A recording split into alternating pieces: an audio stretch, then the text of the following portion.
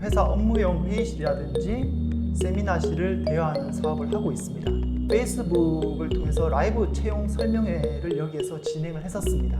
이런 불편함을 느끼는 사람이 저뿐만 아니라 많은 사람들이 이런 불편함을 느끼고 있다는 것을 발견하고 깨닫게 되었습니다. 이런 컨셉으로 하는 것은 아마 저희가 최초에 가깝지 않나라는 생각을 하고 있습니다. 인테리어에 상당히 많은 신경을 썼습니다. 코로나가 없었더라면 네.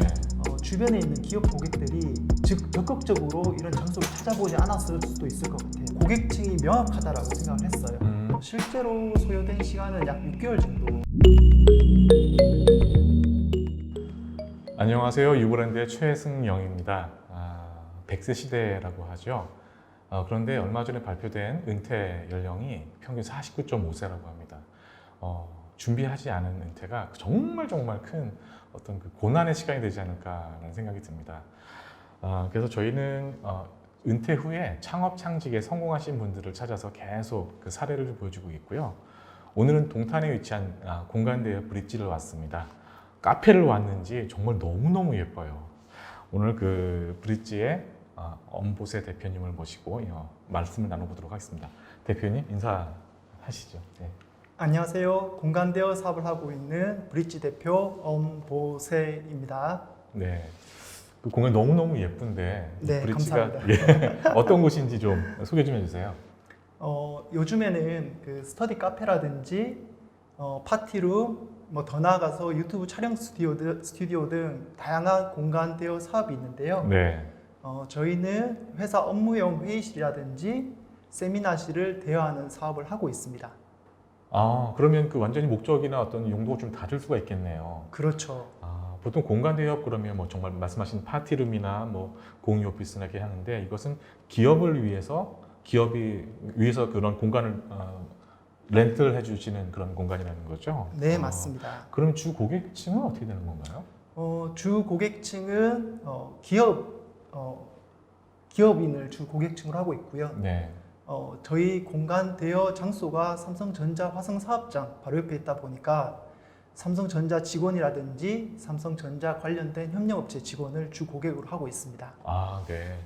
그럼 이 브릿지에는 그 규모가 어떻게 되고 또 운영이 어떻게 되는지? 네. 저희는 40평 규모의 사무실을 가지고 있고요.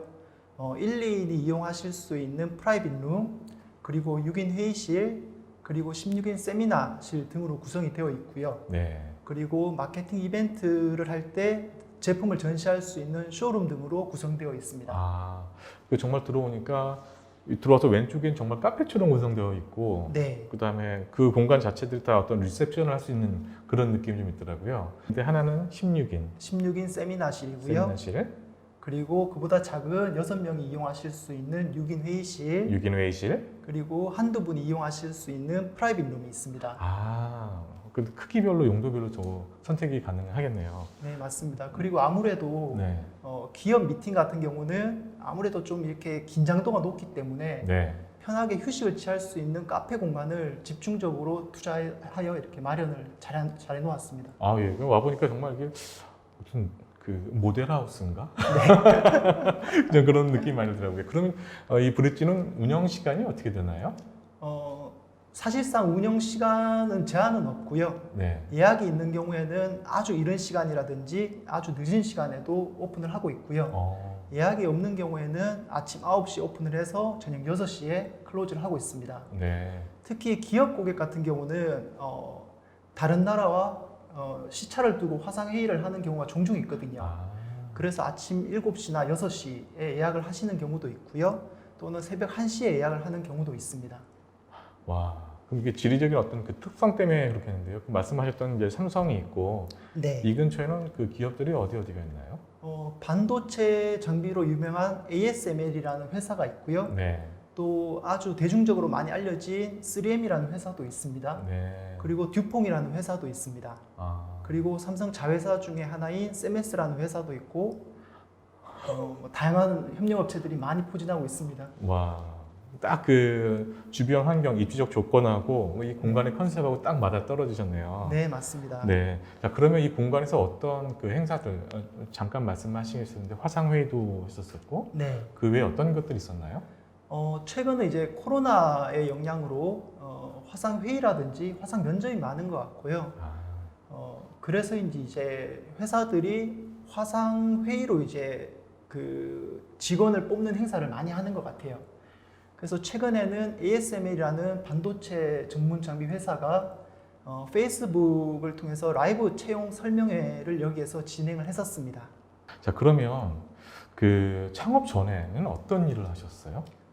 저는 NI라는 미국계 회사를 12년 가량 다녔었고요. 네. 그 기간 동안 삼성전자 고객을 대상으로 네.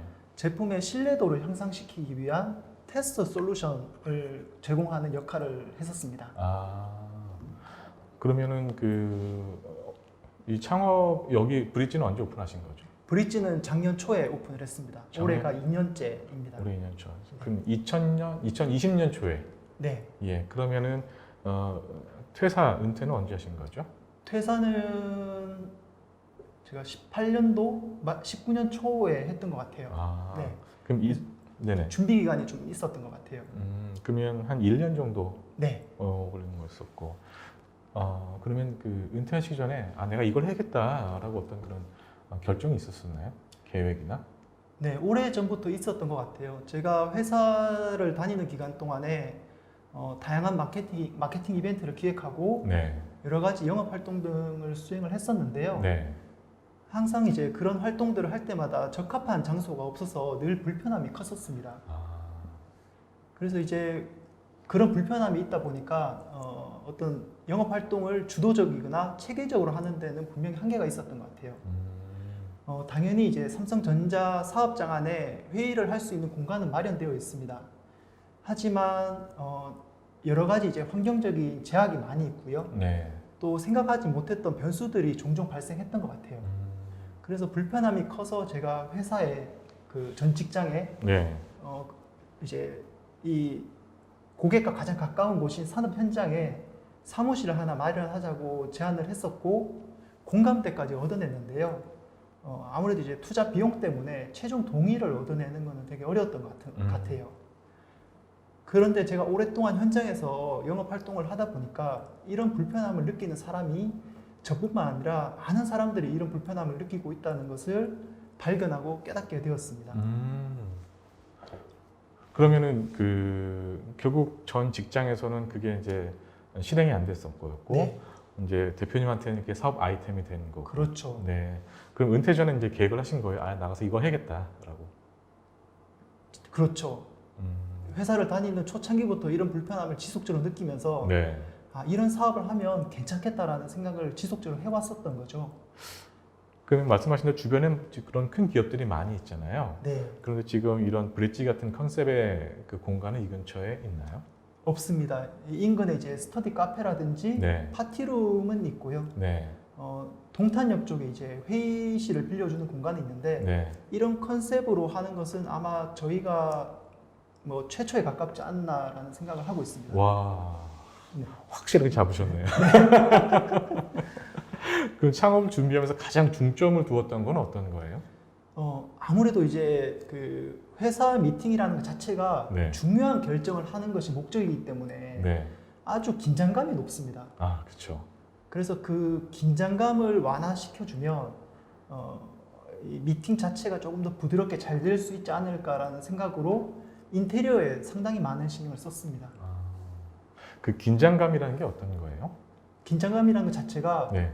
예를 들어서 이제 물건을 판매하는 사람과 네. 물건을 구매하려는 사람이 만나는 자리가 있을 수 있기 때문에 어떤 가격적인 결정을 해야 되는 긴장감 또는 어떤 기술적인 사양을 서로 조정해야 되는 긴장감 네. 그런 것들을 이제 말씀드리는 거죠.